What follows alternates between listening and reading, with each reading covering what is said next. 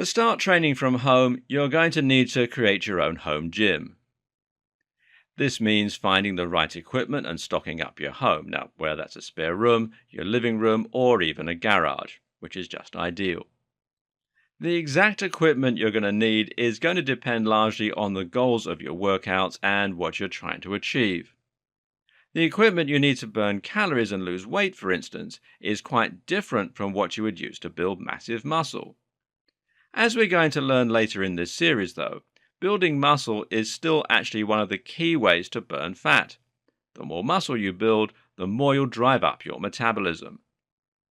You'll find there are certain things and certain principles that will apply no matter what your aims are. And there are definitely some specific pieces of equipment everyone should own. Keep watching and let's take a look at what some of those items are and how you should approach this process. You're going to be faced with some unique challenges when you begin building your own home gym. The first of these is the simple fact that your home gym shouldn't cost too much. If you're relatively new to the gym and you don't have any equipment yet, it can be tempting to stock yourself up with everything you think you might ever need and end up spending a small fortune. Likewise, you need to think about how you're going to store your equipment. If you have a room dedicated to being your gym, then this latter point will be easy enough. But if you do not, then you need to think about how you can make a gym that will be easy to take apart and put back together on cue, or one that's simply small enough and compact enough that it doesn't matter too much.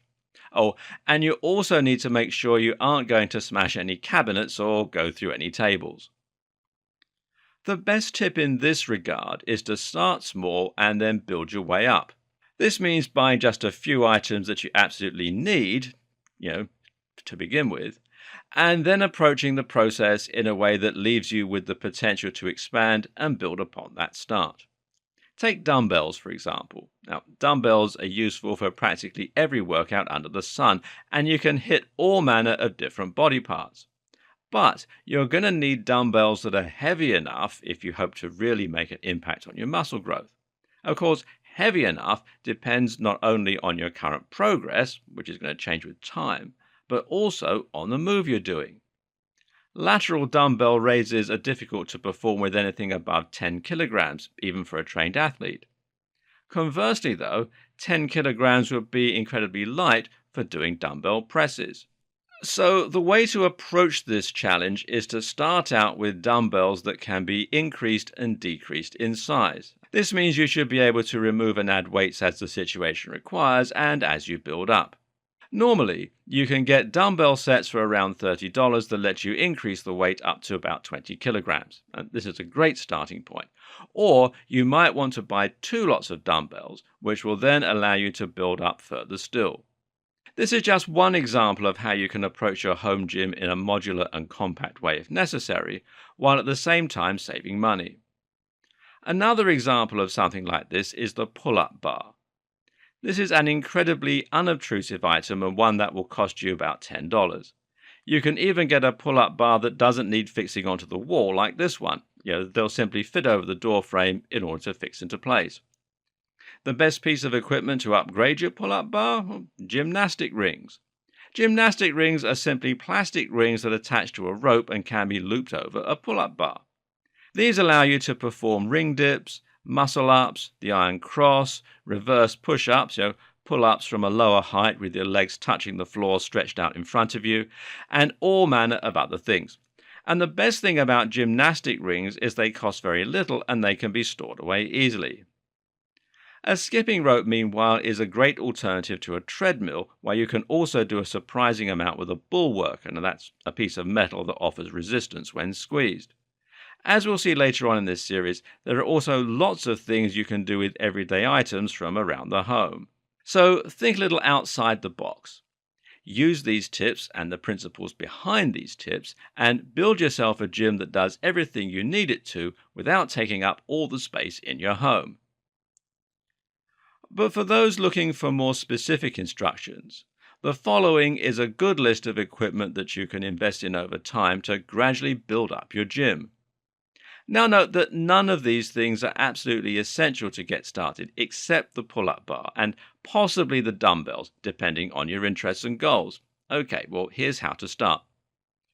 First is the pull-up bar, and as mentioned, a pull-up bar is the bare minimum you need to start training and building muscle. The reason for this is that the majority of muscles can be trained using body weight alone. By performing press-ups, you can train the chest and the shoulders. By performing sit-ups, you can train the abs, etc. However, the parts that are hardest to train without equipment are the biceps and the lats. These are pulling muscles, meaning you need to be pulling something in order to work them. Seeing as you can't pull the floor towards you, that means you either need to hang or curl. Once you have a pull-up bar, you can train your entire body, though it will be easier if you get a couple more items too. And the first are dumbbells.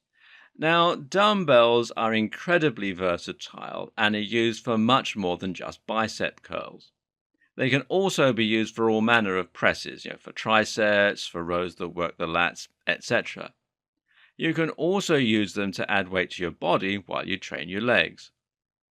Make sure you get dumbbells that can be increased in weight. Start with 20 kilogram worth and buy 2 sets, giving you 40 kilograms in total if you already have a good level of strength. Then there's a bench, and if you want to take your training to the next level, then look at investing in a bench. This will allow you to use your dumbbells in a much more efficient manner in order to do dumbbell presses, flies, and all manner of other moves. The best bench will be one that has an adjustable back, and this will mean you can sit on it or lie on it, and that will in turn mean you can do isolation curls and other moves with it as well.